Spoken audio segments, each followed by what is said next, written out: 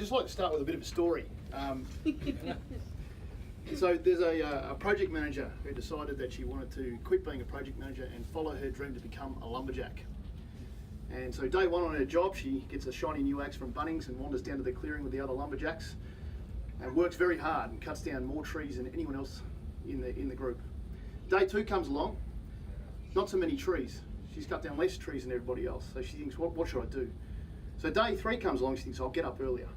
So day three, she gets up earlier, works a few more hours. She's cutting down less trees then than she did on day two. Day four, she thinks, right, what I'll do, I'll get up earlier and I'll work later. Less trees again. On day five, she thinks, right, I'm going to get up earlier, I'll skip lunch and I'll work later.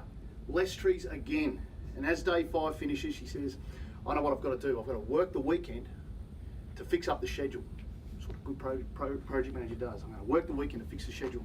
And as she's blasting through trees on the weekend, trying to catch up on the backlog, pun very definitely intended, it dawns on her this isn't sustainable and she's going to have to think of something else. As the sun rises on the next Monday, she drags herself into the clearing and says to one of the lumberjacks, what's your secret? How are you able to cut down more trees than me and work less hours? The lumberjack says, oh, it's no secret. Have you tried sharpening your axe?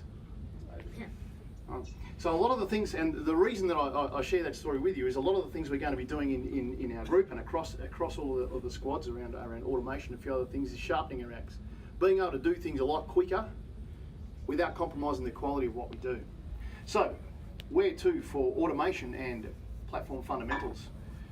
We're looking at a target of 60% of automation candidates in all functional tests to be automated across all squads. So when the squads deliver, 60% of their test cases that have been slated for automation will be automated, which should cut down on our testing time across our digital platforms. We're also looking at unit test automation across the squads as well. At the moment, we're doing a lot of that manually, and we're looking to automate that. That will increase the quality of the pieces coming through for functional testing. And we're also looking at automation capability uplift for digital squads. We've been working with Capgemini to figure out how we can uplift the automation expertise in the squads, as well as having my own squad chip in there and help out. And last but not least, we're looking at a platform fundamentals epic we'll be sort of planning out during this PI planning and then executing over the next quarter. We're looking at test automation, that's certainly a big thing. We're also looking at continuous integration and continuous deployment. So how do we get changes faster into production? We're looking at environment management and platform management. They may seem like the same thing, but they're not. Environment management is all about our patching and our releases. Platform management is dealing with some of the wicked commercials that come with some of these platforms. So you put a project in, you increase the usage or volume of users across one of these platforms. We've got some commercials that talk directly to that. How do we manage that and make that a cost-sustainable thing across the university so that we're not, at the end of it, sort of bled dry by some of these platform vendors? And I mean that in the nicest possible way. So that's kind of what we've got coming up.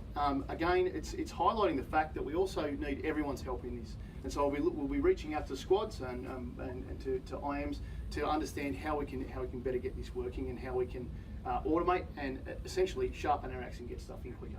So thanks.